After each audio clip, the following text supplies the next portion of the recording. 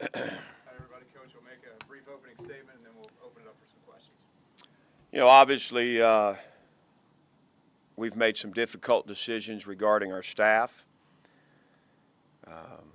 First of all, I'd like to thank Chris and Ron and Deej for all their work, all the care and concern over our players, their families. Those guys poured it into these kids, into our efforts. These decisions are never easy. I wish them the best and support them moving forward. It was a comprehensive evaluation that's been ongoing and will continue.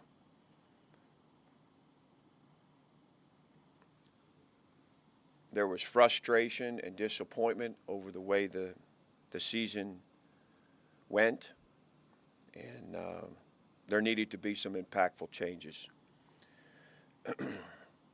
I believe these changes are necessary to maximize the potential of this program and achieve our goals, what we all want.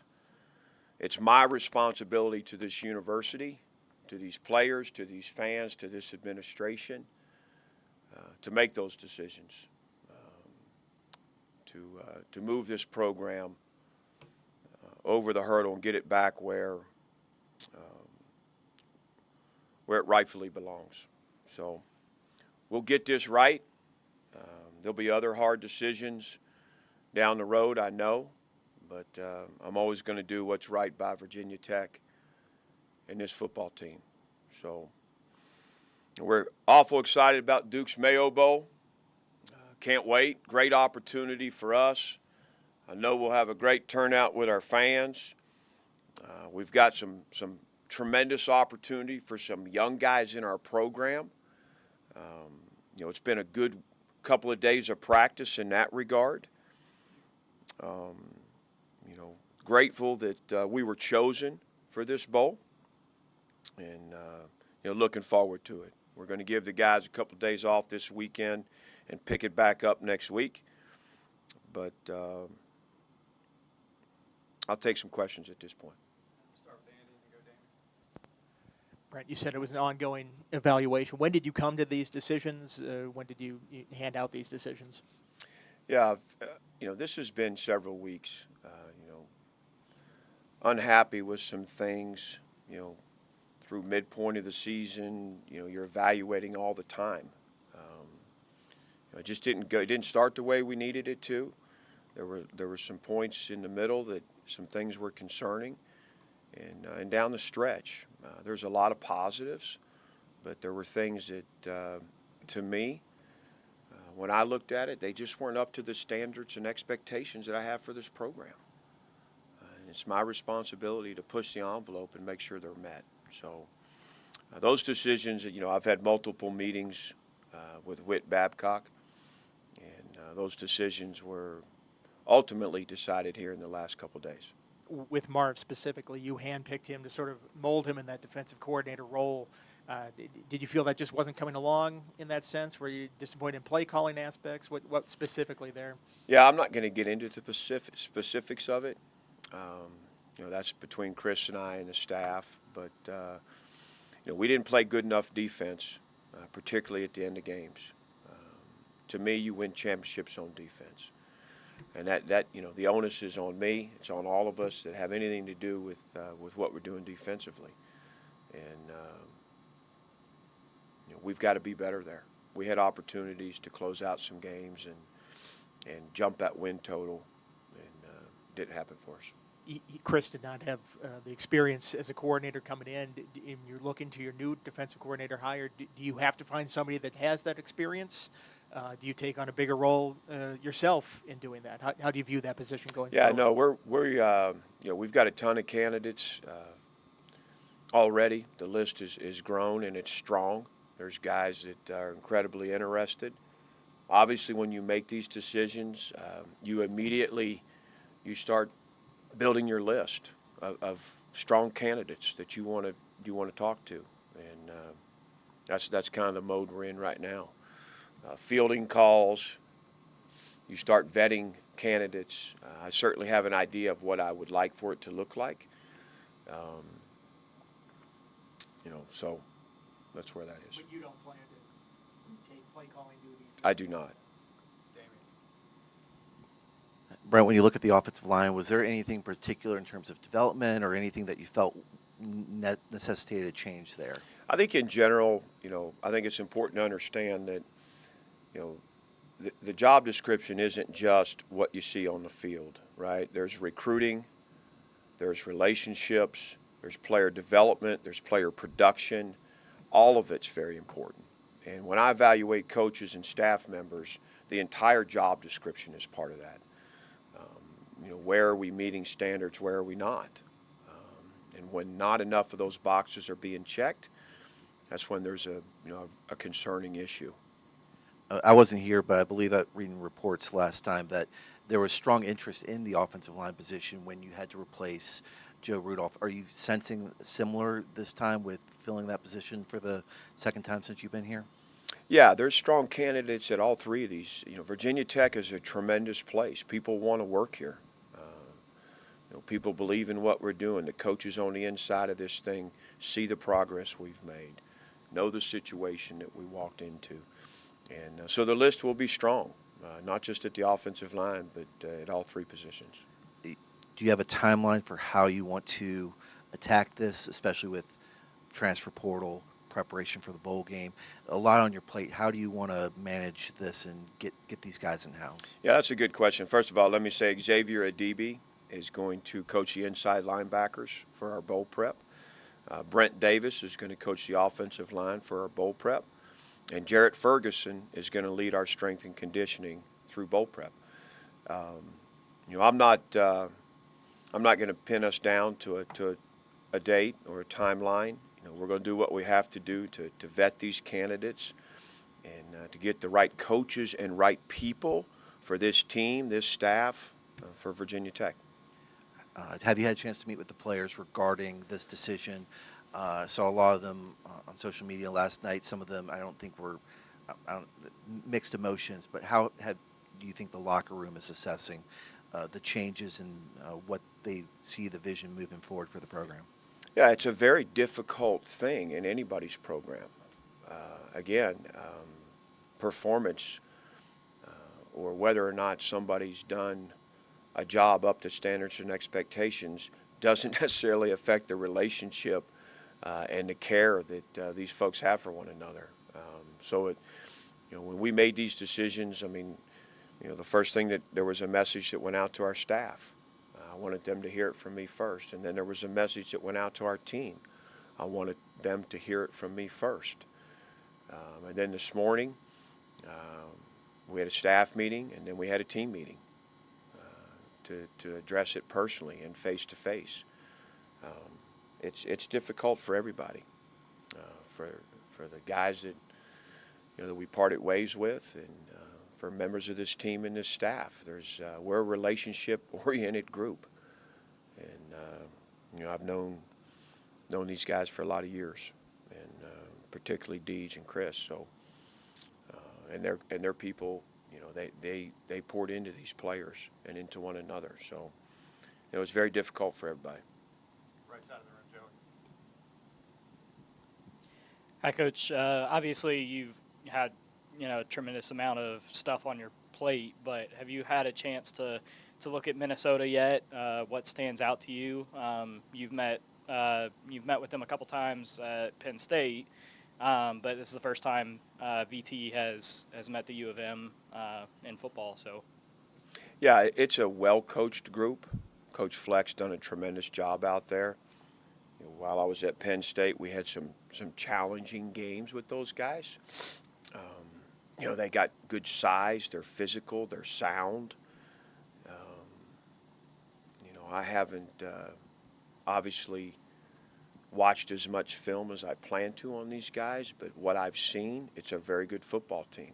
They played, they're standing at 7-5, but a couple of their losses were to some good folks, and they were good ball games.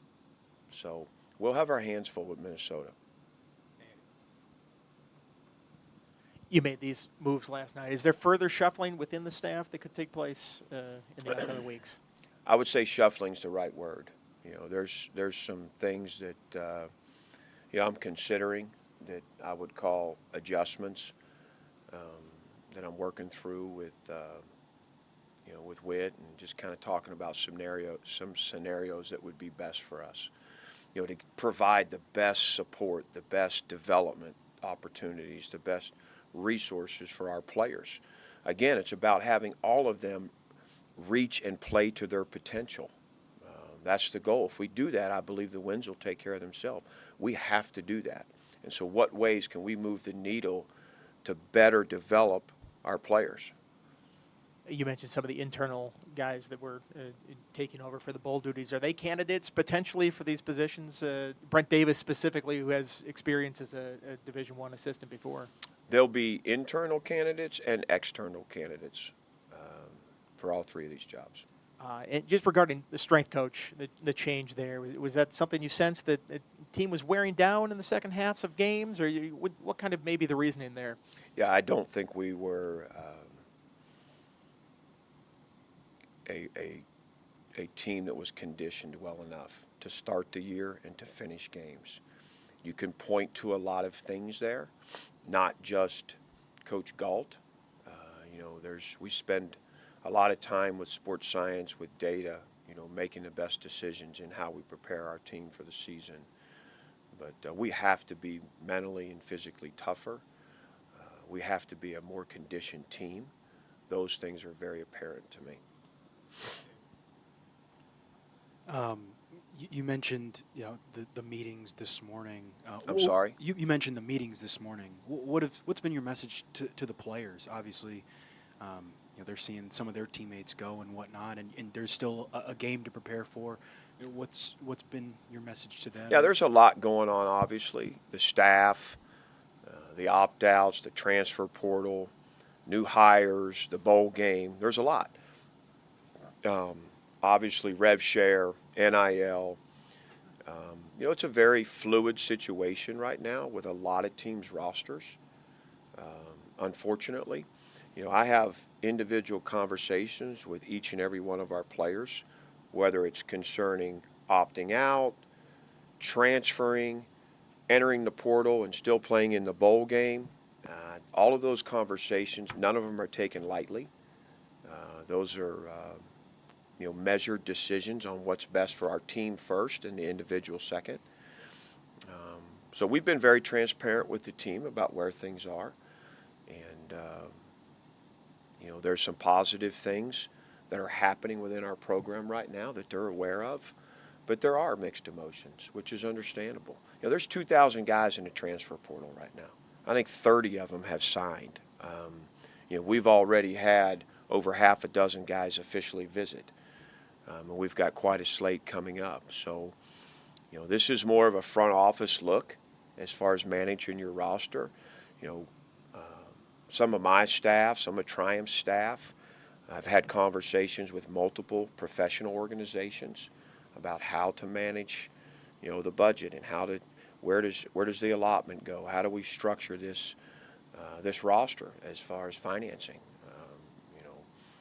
Going to lean into Bruce Arians and his experience there. I don't know why we wouldn't. We've got several Zooms set up moving forward. Everybody's kind of navigating this right now and trying to figure it out. And, Whit has really led the charge and been very good and supportive to make sure that we have a structure that makes sense for our team and for Virginia Tech and with where we are financially. One of the things Whit actually mentioned on that front in his interview last Friday was about Kelly Woolwine and being potentially kind of in a pseudo GM role. How important in this day and age is that kind of position, and how beneficial has Kelly been to you guys? Yeah, he's fantastic. He's done a great job. It's all new territory, and Kelly loves Virginia Tech. We have a great relationship. I think he's very, very much trusted among our administration and certainly by me. And he's got a heavy hand in what we're doing. He's the guy that leads the negotiations with our current players and leads the negotiations with the incoming players. So, spend a lot of time with Kelly these days. Back of the room, bro. Coach, with changes, kids in the portal, is there a bit of a re-recruiting aspect to get those kids to stay at Virginia Tech? And how do you kind of manage the urgency, like you said, balancing the team's needs and also the individual's needs? Yeah, I mean, it's a full slate every day, because a lot of it, you have to put the attention where it's needed, and there's a lot of attention needed right now. But we got a staff that's working incredibly hard on it. Our transfer portal list at each position is very strong and long. We're going to continue to have that. You just don't know. You wake up one day and your linebacker room looks like this, and 24 hours later it looks a little different. You have to remember that there's values at play here, and what a family, a young man, maybe his agent, which most of them have agents now, what they feel the worth is financially may not align with what we are able to do or willing to do. The other thing is there's just so much uncertainty out in the portal what the values really are. Everybody's trying to figure that out. There's a lot of people right now jumping in on these players and kind of reaching out to programs and what would you pay to have this young man's services, and then they go to the next school, and then they go to the next school, and it's not healthy for college football. But again, I want these guys to have all the information possible to make the best decision for themselves. In the end, the majority of these guys I'd like to see stay. We also have a roster of 120 that has to be reduced to 105, and so that's been part of these meetings and part of the attrition. Internally, again, when we evaluate players, it's relationships, it's team-first mindset. There's a lot of reasons that could be at play for us to part ways. Some of it player-driven, some of it staff-driven, some of it opportunity-driven. We've got guys that want to go play, want to be starters, and they're not here. They're not projected to be. We've got guys that want to have a role, and they don't have one. There's a lot of reasons that young men would enter the portal. And let me say, there's positive stories out of the transfer portal. We certainly have some in our locker room, but there's also a lot of concerning stories. So we try and manage the best we can. All right, we got time for two quick ones here in the room. Damien and then Andy, and then we'll take a couple on Zoom. Brent, Andy asked you about, defensive play calling. Have you assessed who will call the defensive plays in the bowl game yet? Or is that something that will be worked out? No, I'm glad you asked. So Sean Quinn has been a defensive play caller a couple different places. Has been with me multiple stops. He's been a head coach. So he'll kind of coordinate the room, practice preparation, planning. He and I will work together. I'm going to lean into Coach Foster a little bit where he's able to for some bowl prep. But between Sean and I, we'll lead the charge on that. And we'll decide as we get closer to it where the play calling actually comes from. You did have a signing class last week. A lot of them were on, half the class was on defense. You had a chance to reach out to them about, especially the change to defensive coordinator, because Chris Marv had a lot of relationship with those guys and reassuring them about their commitment and signing with Virginia Tech. Yeah, I'm glad you asked that question because that's another group that was obviously affected. And after the message to the staff, the message to the team, the next thing I did was call the 3 linebacker signees and speak to them personally.